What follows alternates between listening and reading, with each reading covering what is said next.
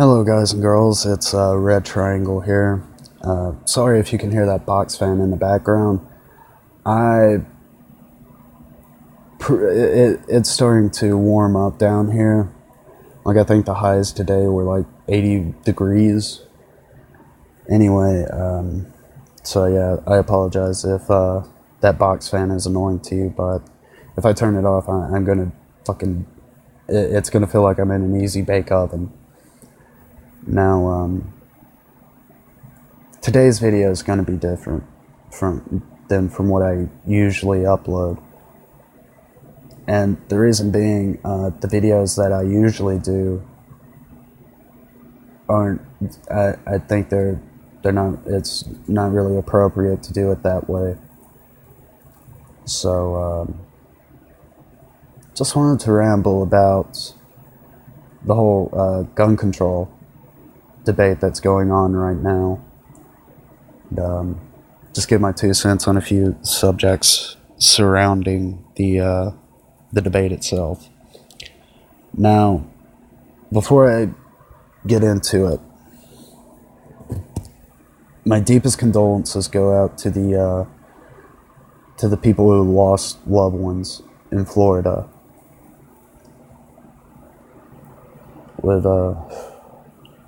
With that being said, let's get into it. So, I don't know if you know this about me yet, but I am a gun owner. I'm a gun enthusiast. You know, I own a pistol. I have a concealed carry license for said pistol. I own a shotgun. And I own what some people may call an assault rifle, which really in all actuality it's a carbine, which we'll get into that later. Anyway, so with that being said, the biggest thing that's come out of this that is chapping my ass right now, and has been chapping my ass for the past 3 days, is the hypocrisy of the left.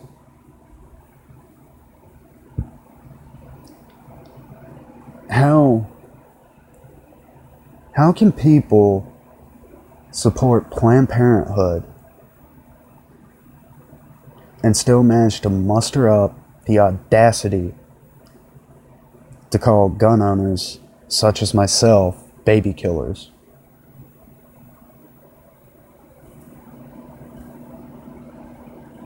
I mean, that's fucked up. That's fucked up. There's more I want to say about this in particular. However, if I did, I would fear that I'd just go off the rails and go on a tangent about it, and this whole video would just go on forever of me bitching about it. Alright, another thing I wanted to talk about are the Trump proposals. Now, let's start with banning bump stocks. Now, I'm not a fan of bump stocks. I don't really like them. To me, they just seem like a waste of ammunition. I mean,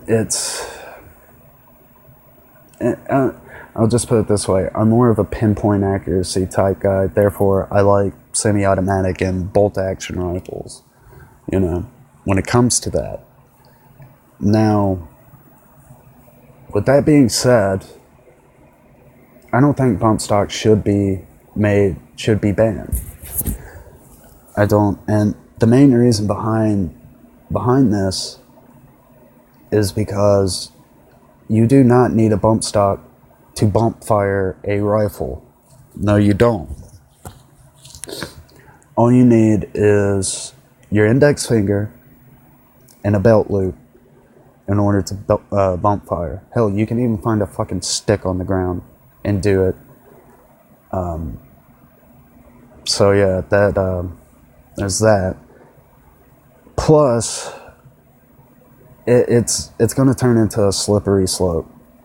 It is. What's going to happen when the next shooting happens? Oh, he had a pistol grip. We have to ban them. Oh, he had a foregrip. We have to ban him. Oh, he had a collapsible or folding stock. We have to ban that. They had optics? Oh, fucking hell, we have to ban that.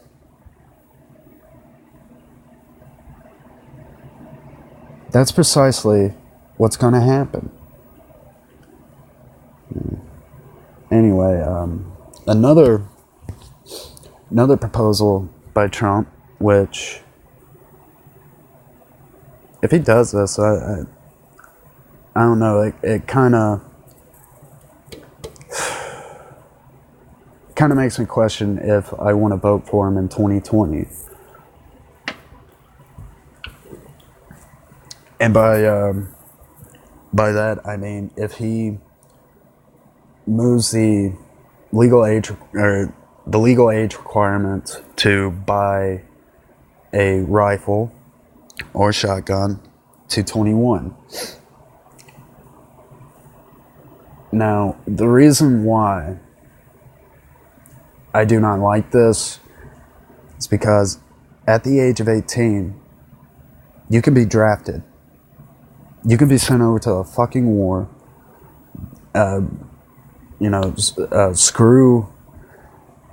Forget about whether you agree with the war or not. You're just going to be sent over there, given a gun, and get blown up into fucking hamburger meat, fighting for freedoms freedoms and rights that you cannot partake in. I mean, if Trump would say, "All right, we're gonna raise the legal age of conscription to 21, along with the legal age of buying a firearm to 21," then I would be somewhat on board. I mean, I don't really like the idea in and of itself, but if that compromise was made, it would kind of make the pill less bitter to swallow, I guess you could say.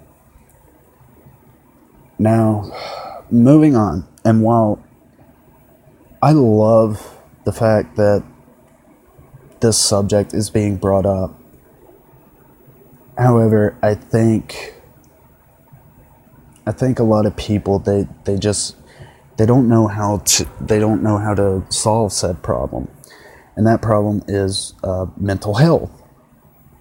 Now, me, I'm a millennial, and I'm pretty sure a lot of millennials out there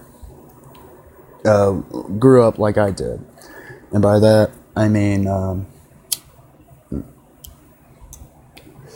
when you were in grade school and you disrupted the class, just like how every kid is, every kid does, then you get diagnosed with ADD or ADHD, then you get pumped full of like Adderall and Ritalin and all that shit, and then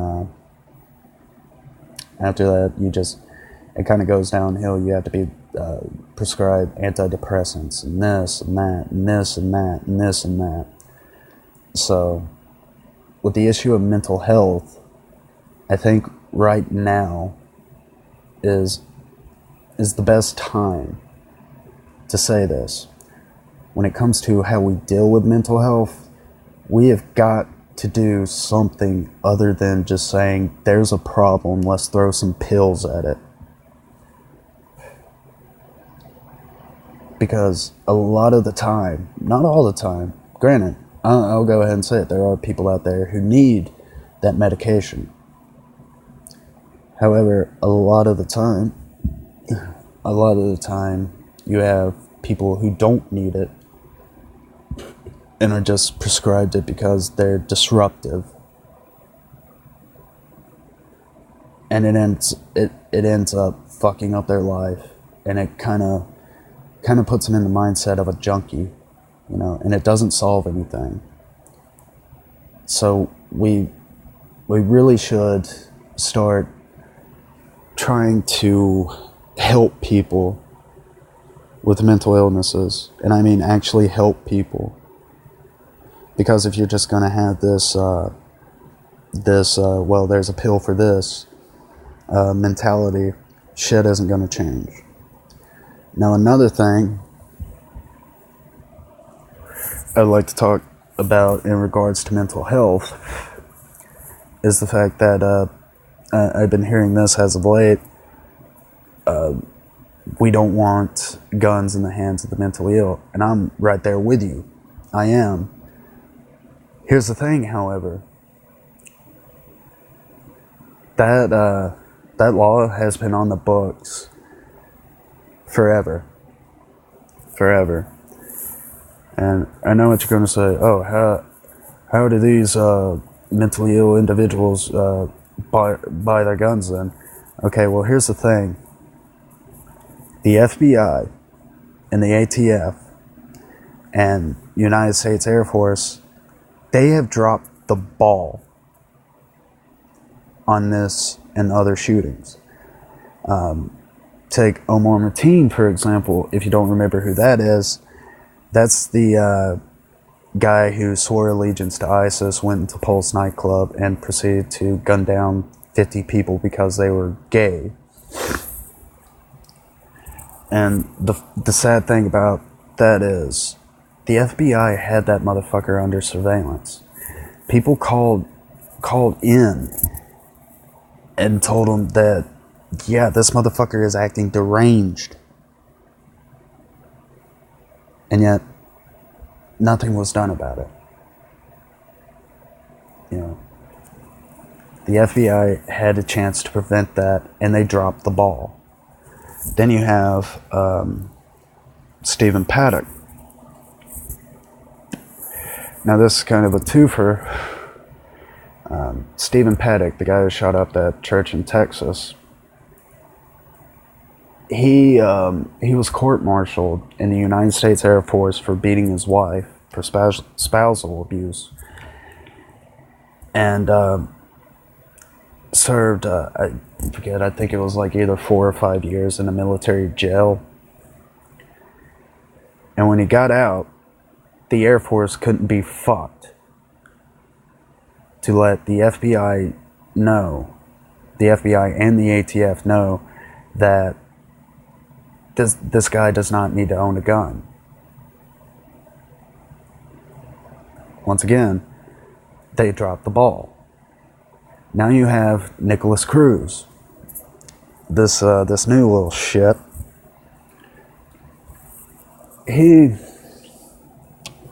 Cops were called to that dude, to that guy's house, 39 times. And hell, I don't know if it's factual, but I heard it through the grapevine that the FBI visited this guy because he posted up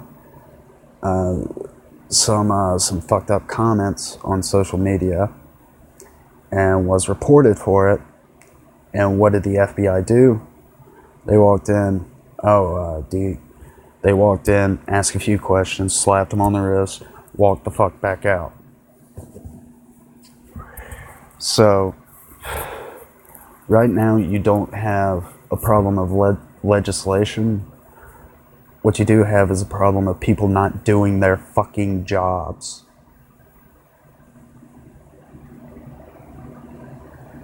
You know, that's what you have.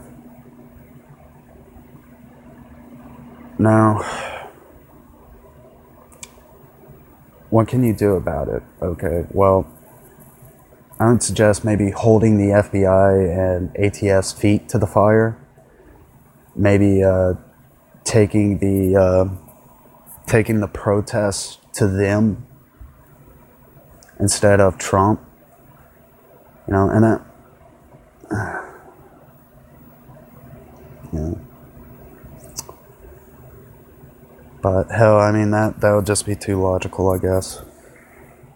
Anyway, let's move on into the next subject, and this one, all my fellow gun owners out there will understand when I say this one just irks me really bad. Really, really bad. And that is when all these gun grabbers call semi-automatic carbines assault rifles. You know. And I'll go ahead and tell you now, an AR-15 is not an assault rifle. An AK-47 that has been modified to only fire semi-automatic, so it can be sold on the civilian market, is not an assault rifle. In order for a rifle to be an assault rifle, it has to have fully automatic capability or 3-round burst capability. If it has that, then you've got an assault rifle. Now, of course, I'm probably going to get a lot of retarded bullshit in the comments. Oh, well, the AR-15 stands for assault rifle. No, it doesn't. It doesn't. I don't give a flying fuck what Don Lemon told you. That's not what it stands for. It stands for Armalite Rifle. Armalite being the company that originally made AR-15s, and Eugene Stoner being the owner of Armalite and being the person who designed the AR-15. That's what it means. You know, so if you're gonna talk about guns, at least make a fucking effort to learn something about them. Now, with that going around the whole debate, the quote assault rifle ban idea has been brought up once again. Now, here's the thing about it. First off, you wouldn't be banning assault rifles. Second off, I want you to go back to the 90s. I want you to look at the 90s, okay? During that time, Clinton, I think it was 94 when Clinton enacted the assault rifle ban. You know, I want to say that was, it was not, yeah, it was 94. But, the 90s were full of more gun crime than they are now. Or than now. No. And if you think that banning an assault rifle or a particular type of rifle is going to stop shit like this from happening, well, I don't know if any of you remember April 20th of 1999 when Eric Harris and Dylan Klebold went in and started killing their classmates. You know, Clinton's little feel-good ban did fuck all to prevent that from happening. Now, so that's the way I feel about all this talk on an assault rifle ban. Okay. If you want to have a discussion about guns, at least take the time to learn what guns are and then sit back and think really long and hard. Will it stop something like this from happening? I'd even wager that banning guns across the board wouldn't have stopped this shit from happening. Okay? You know, once again, this was like shooting fish in a barrel to this guy. There was no way that the teachers could have fought back. There just wasn't. Therefore, he had free fucking reign to do as he pleased. Now, with that, that's actually a good thing to kind of segue into what I want to talk about next, and that is gun-free zones. Now, go back and look at all of these shootings. The vast majority of them happen at gun-free zones, at schools, at churches, at military bases, which that's really fucking funny to say, in my opinion. That's where all these shootings happen. Movie theaters, places where people cannot be armed, where people cannot fight back. I mean, and you can say you can try to dismiss it all you want to, but you remember Stephen Paddock? You remember who stopped Stephen Paddock? It was a good guy with an AR-15. A good guy with an AR-15 stopped a bad guy with an AR-15 while the police were still getting out of fucking bed.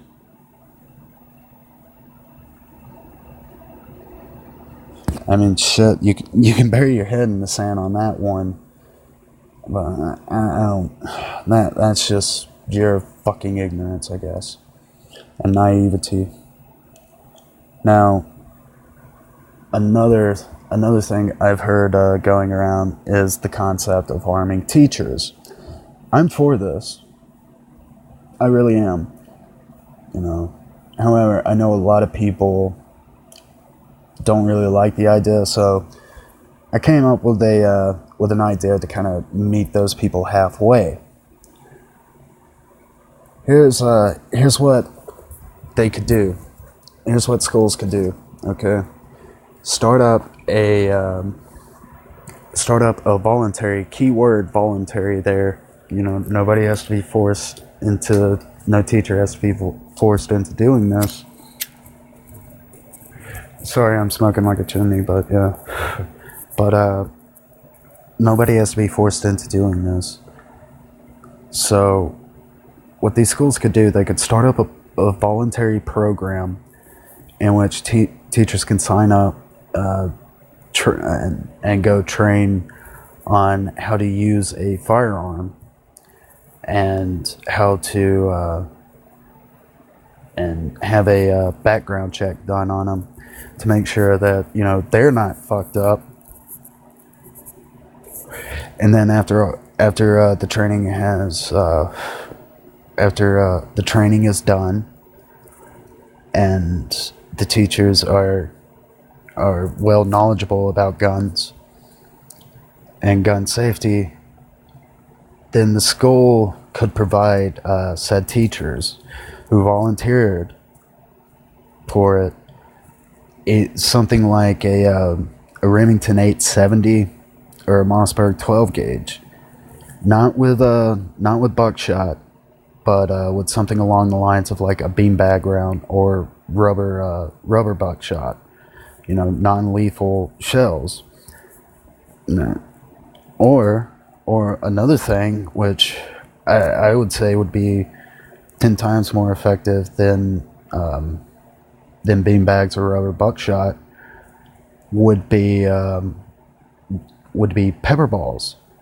Pepper balls, if you don't know what they are, they're basically like paintballs, except they're filled with pepper spray, pretty much. So when they hit the person and they burst open, that dude is he's going to get a face full of cayenne pepper, and hell, if you question they're all non-lethal methods, and they're all effective at incapacitating people. Don't believe me? Well, just wait here a moment and watch this shit.